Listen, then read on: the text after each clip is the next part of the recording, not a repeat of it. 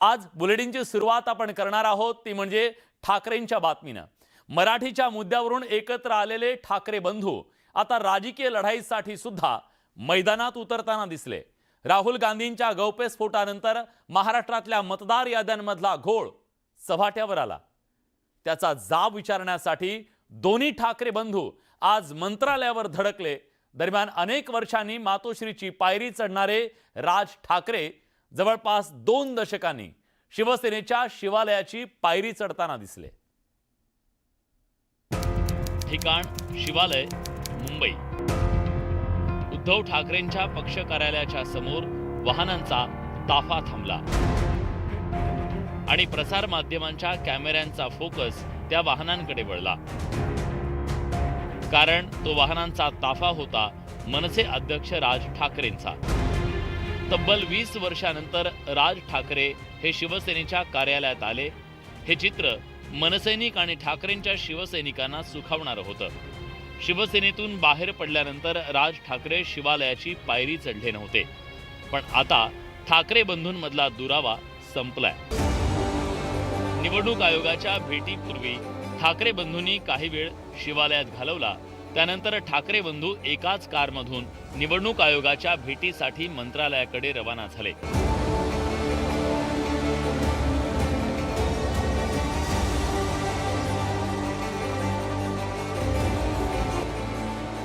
मंत्रालयातही ठाकरे बंधूंची वेगळी केमिस्ट्री पाहायला मिळाली। मंत्रालयाच्या प्रवेशद्वारासमोर छत्रपती शिवाजी महाराजांच्या प्रतिमेला राज ठाकरेंनी अभिवादन केलं।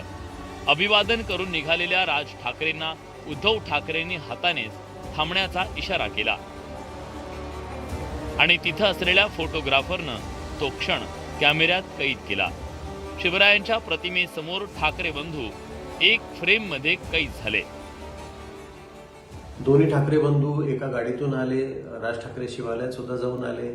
यातनं अनेक अर्थ निघतात। एक म्हणजे ठाकरेंनी आता मतभेद तर संपलेलेच आहेत, मनभेद सुद्धा संपलेले आहेत। म्हणजे याचा अर्थ असा की त्यांना आता मागच्या बऱ्याचशा गोष्टी याचे सगळं पुसून काढायचं ठरवलेलं दिसतंय। त्यांनी मागच्या गोष्टींची कटुता, त्या मतभेद हे बाजूला ठेवून आता एकत्रित्या काम करायचं दिसतंय।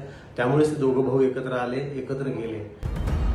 निवडणूक आयोगाच्या कार्यालयात जातानाही ठाकरे बंधू सोबत होते।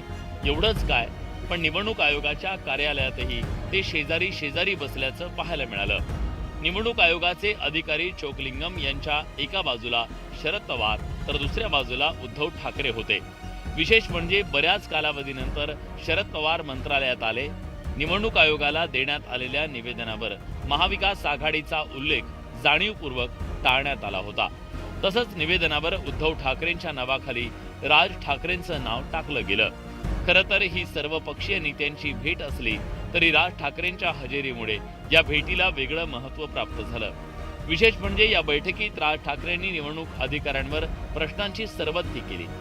त्याला समाधानकारक उत्तर न मिळाल्यानं बुधवारी पुन्हा शिष्टमंडळातले काही नेते निवडणूक अधिकाऱ्यांची भेट घेणार आहेत। उद्या पुन्हा एकदा एकत्र भेटण्यासाठी म्हणजे दोन्ही आयोग राज्य आणि केंद्र हे एकत्रित या शिष्टमंडळाला भेटणार आहेत। म्हणजे चर्चा किती गांभीर्यानं झाली, खोलवर झाली आपल्याला कळलं असेल। ठाकरे बंधूंच्या सततच्या भेटीगाठींमुळे आगामी महापालिका निवडणुकीत मनसे आणि शिवसेना उबाठाच्या संभाव्य युतीची शक्यता वर्तवली जाते।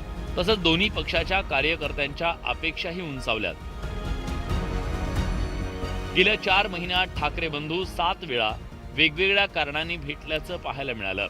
या वाढत्या भेटींच्या पार्श्वभूमीवर ठाकरे बंधू अधिक जवळ आल्याचं चित्र आहे। या पार्श्वभूमीवर पालिका निवडणुकीत ठाकरे बंधू एकत्र येणार का याकडे सगळ्यांचं लक्ष लागून राहिलंय।